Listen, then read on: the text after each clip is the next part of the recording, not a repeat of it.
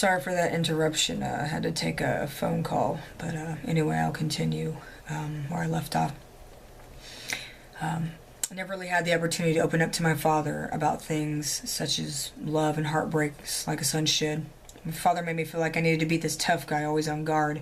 Showing my feelings only proved weakness, and that invited the worst kind of people in to harm me even more. I closed myself off emotionally, taking what he told me to heart. Nikki is the only one who has ever seen me truly torn up, and she definitely knows how softened I can be. I'm not always the troublesome asshole I appear to be in everyone else's eyes, though I believe only certain people were deserving and worthy enough to get to know who I am. The boys know me, but they try to stay clear from touchy subjects. I've seen them all go through heartbreaks too. If I were to say I actually hated something, it'd have to be seeing one of my brothers cry. Knowing the pain that they felt was emotional, and having no control to help will it away or to make it stop made me feel powerless and defeated. The more I thought about the gruesome past I had with Nikki, the more excessive my alcohol intake became. I was drunk within the hour, mentally holding a conversation with myself, remaining antisocial to others. I don't like shutting myself out from the world, but I felt it was the only way I could protect myself. By 11, I was falling over people from blurred vision and delayed reactions, while the great amount of alcohol I consumed drowned my ability to make a judgment and to keep up on my feet. I stumbled into a nearby bathroom, trying not to publicly announce that I was completely fucked up. I tried my best to not piss all over the place while holding myself steadily against the wall. Why the fuck did I drink so much? Finishing up, I heard a knock on the door. Give me a minute, I slurred. It's Nikki. I stood up straight, knocking my equilibrium off balance. I fell into the sink, attempting to wash my hands. Hold on. Just let me in, Mally, she insisted. I cracked the door to view her when she shoved it open, slamming it behind her. She pulled me in by the face and kissed me hard. I knew she was probably drunk and didn't know what the hell she was doing, but idiotically I went along with it. What else was a guy to do? I pulled her in firmly by the ass, pressing her against me. Excitement lured me even more as Nikki kissed down my neck, tugging at the back of my grown-out mohawk. She pulled back, smiling devilishly. It looks like I still turn you on. She glanced down at my jeans, giving her lip a slight nip. What do you expect? Plus, it's been a while for me. I don't just fuck anyone that passes my way. Shh. She pressed her index finger to my lips. Just don't develop whiskey dick on me. Running her hand along the front of my jeans only made my hard-on intensify. I tilted my head back, letting her undo my belt. I wasn't sure if I should have allowed her to continue, but the alcohol controlled my inhibition, keeping me stuck in place. She grabbed me even tighter and gasped when she had me fully in her hand. I narrowed my eyes, looking at her as she knelt down. I put my hand to the underside of her arm, pulling her back up to her feet as she furrowed her brows in confusion. No, I don't want that. I pulled at the front of her shorts, letting her know exactly what was on my mind. Without any hesitation, Nikki slid them down, letting me pick her up onto my waist. I wasn't keeping time, but it felt like we were in the bathroom forever. I enjoyed every second of it, even though I didn't expect our next sexual encounter to be against the bathroom wall in Robbie Nelson's house. I left the room before she did, finding Johnny and the rest of the guys in the living area playing beer pong. Where have you been, lone wolf? Johnny asked. Just walking around.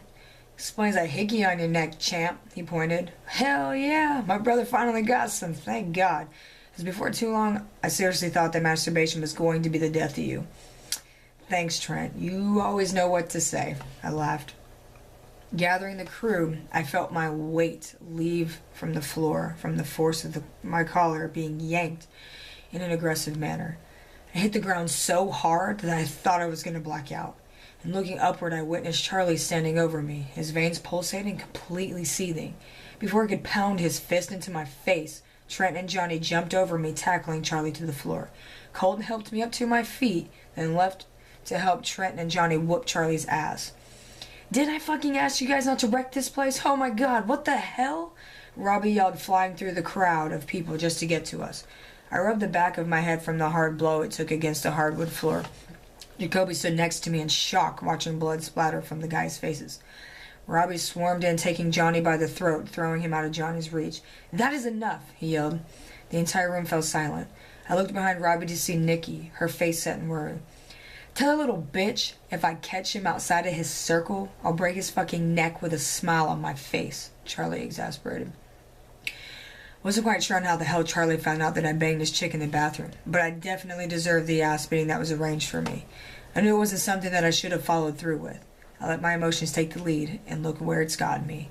Top of Charlie's hit list. We were just leaving, Johnny said, spitting blood on the floor. Yeah, go back to your lame-ass party, you nosy-ass bitches, and fuck you, Charlie. You're nothing but a big-ass pussy anyway, Trenton laughed, leaving the house. I was the only one who didn't find the situation the slightest bit funny. The guys were always down for a good brawl, and I guess Robbie was right about us being rabid dogs. We just didn't give a shit. You alright, man? Johnny asked, checking me over. I'm fine. You're the one with the busted lip. It's just a scratch.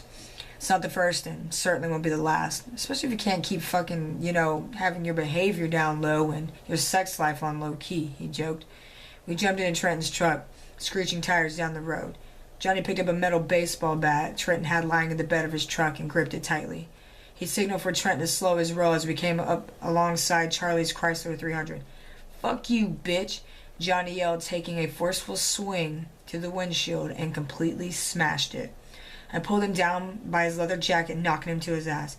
He just gave me a cheesy smile as if he had done nothing wrong. You mad fuck, I laughed. Karma's a bitch. It isn't your fault Nicky can't get enough of the Malinator. I crept into my house, closing the door as quietly as possible behind me. The television was still on in the living room, flickering late-night news. I looked to see my father passed out in his recliner, still clasping onto his empty whiskey glass. I carefully pulled it from his grasp. He didn't budge. I just shook my head, pulling a blanket up to his neck. After stripping down into just my boxers, I collapsed onto my bed. What a crazy, eventful fucking night. Alright, thank you guys for that. That was chapter 2. I'll be on to chapter 3 next. Sorry that these are going to be in part videos on top of already being chapter by chapter, but still appreciate you guys tuning in. But like I said, questions, answers I'm down for, and anything else you'd like to add, just hit me up on my Facebook or via YouTube. You guys can follow me and subscribe onto that channel. So thank you guys. I'm out.